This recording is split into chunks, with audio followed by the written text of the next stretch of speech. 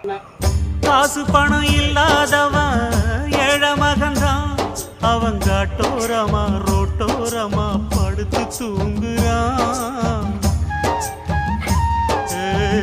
சொத்து சொகம் உள்ளவனோ செல்வ மகன்தான். அவன் பஞ்சு மெத்த போட்டிருந்தும் முழிச்சு ஏங்குறான். எது மற்ற பேர்களுக்கு ஏது கவலை? நாலு காசு வச்சிருந்தா 100 கவலை.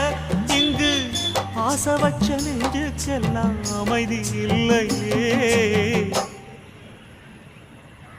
என்ன வேலை அது என்ன வேலை?